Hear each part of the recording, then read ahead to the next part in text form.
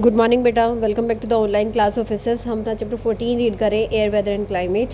और ये हम पढ़ रहे हैं विंड सिस्टम। विंड सिस्टम है प्लानिटरी विंड सिस्टम, जो परमानेंट विंड्स हैं या फिर हम कह सकते हैं भूमंडलीय वायु प्रणाली।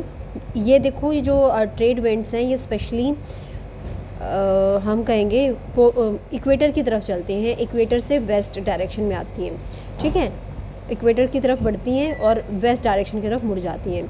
जो वेस्टर्लीज़ हैं ये नॉर्थ डायरेक्शन में वेस्ट टू ईस्ट ही चलती हैं, लेकिन ऊपर की तरफ मींस नॉर्थ पोल, और साउथ पोल में वेस्ट टू ईस्ट चलेंगी लेकिन ये साउथ पोल की तरफ चलेंगी। जबकि जो ईस्टर्लीज़ हैं वो नॉर्थ पोल से इक्वेटर की तरफ मींस नीचे की तरफ आएंगी, और जो साउथ की जो ईस्टर्लीज़ हैं वो जाएंगी साउथ पोल से ऊपर की तरफ मींस इक्वेटर की तरफ ही। Moisture, when the water moisture होती है नमी, when water evaporates from land and different water bodies it becomes water vapour. Moisture in the air at any time is known as humidity. When the air is full of water vapor, we call it a humid day. As the air gets warmer, its capacity to hold the water vapor increases, and so it becomes more and more humid. On a humid day, clothes take longer time to dry. Sweat from our body does not evaporate easily, makes us feel very uncomfortable. जब पानी वाष्पित होता है ज़मीन और water bodies से, जैसे oceans, reverse, lakes वगैरह से, तो ये क्या हो जाता है, वाटर वेपर बन जाता है, भाप के कण बन जाते हैं। किसी भी समय हवा में नमी की जो मात्रा होती है उसको ह्यूमिडिटी या आर्द्रता कहते हैं।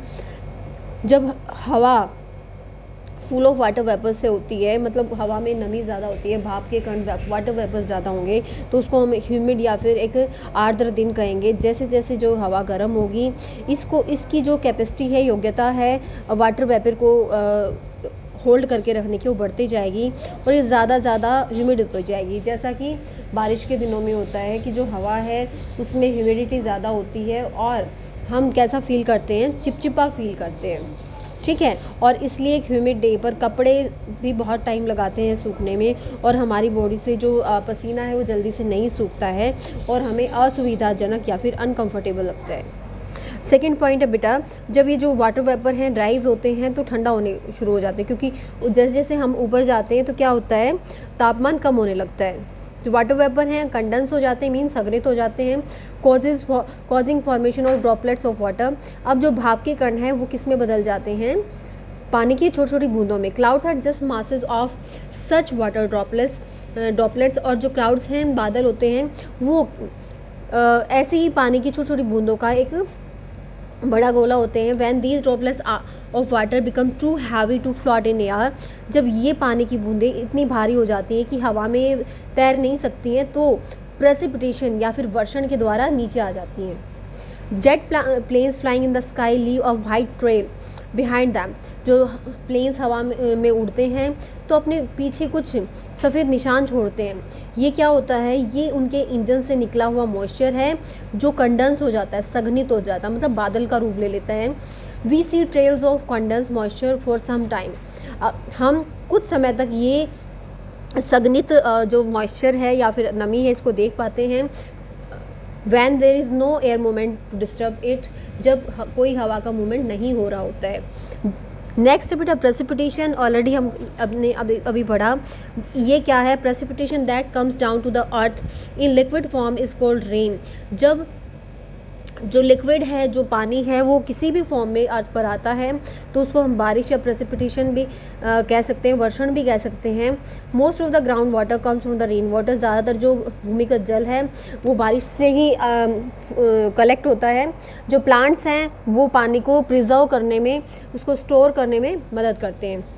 When trees on hills sides are cut, जब हिल साइड्स के जो पेड़ काट दिए जाते हैं तो जो वर्षा के पानी का जो फ्लो है वो तेज़ हो जाता है, क्योंकि उस समय जो माउंटेन की जो स्लोप्स होती हैं वो खाली होती है, और इस तरह जो तेज़ पानी का बहाव है वो लो लेइंग एरियाज़, मतलब निचले इलाकों में बाढ़ का कारण बन सकता है। On the basis of mechanism, यंत्र विधि से क्या होता है, तीन, मतलब नॉर्मली जो बारिश है उसको तीन तरह की बारिश होती है। कन्वेक्शनल, संवहनीय, ओरोग्राफिक पर्वतीय और साइक्लोनिक होती है चक्रवाती वर्षा। साइक्लोनिक फर्स्ट है बेटा जब two air masses of different temperature, दो वायु द्रव्यमान या फिर दो तरह की हवा जिसका अलग अलग तापमान होता है आपस में टकराती हैं, तो ये साइक्लोनिक वर्षा होती है। जो the precipitation in the tropical cyclone is of convectional type while that in a temperate cyclone it is cyclone is because of frontal activity। yes, इस तरह की जो बारिश है जब हम उष्णकटिबंधीय चक्रवात होता है तो संवहनीय वर्षा होती है, लेकिन जब शीतोष्ण कटिबंध में ये साइक्लोन आता है तो तापमान से संबंधित तापमान के कारण ही ये जो बारिश आती है। ओरोग्राफिक रेनफॉल ये होती है बेटा पर्वतीय वर्षा। This type of precipitation occurs when warm humid air strikes on orographic barriers a mountain ranges। इस तरह की जो बारिश होती है ये वहाँ होती है तब होती है जब गर्म और आर्द्र हवाएं किसी भौगोलिक बाधा या फिर माउंटेन से टकराती हैं।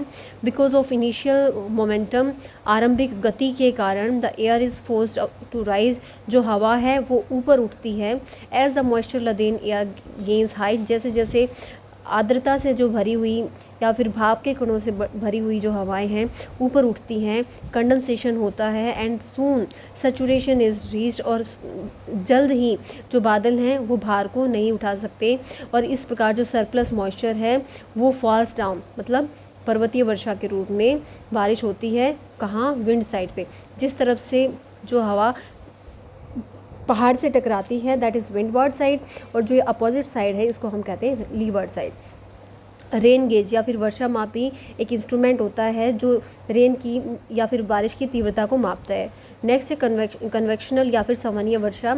ये वर्षा नॉर्मली होती है हमारे इलाकों में जब हवा गर्म हो जाएगी, ऊपर की तरफ उठेगी, जहाँ पर कम तापमान के कारण ये ठंडी हो जाएगी और मॉइस्चर की उपस्थिति के कारण कंडेंसेशन होगा, मीन्स बादल बनेंगे और जो बादल हैं वो बारिश करेंगे। Since this involves an upward movement of air, और ये साथ में क्या करते हैं, अब इसमें हवा जो है ऊपर की तरफ उठती रहती है और इस तरह की जो बारिश है इसको कन्वेक्शनल प्रेसिपिटेशन कहते हैं। चैप्टर कंप्लीट हो गया बेटा, यहाँ तक पढ़ें। डाउट्स को डाउट सेशन में लाइव क्लास में क्लियर करें। सो बेटा keep studying and have a nice day.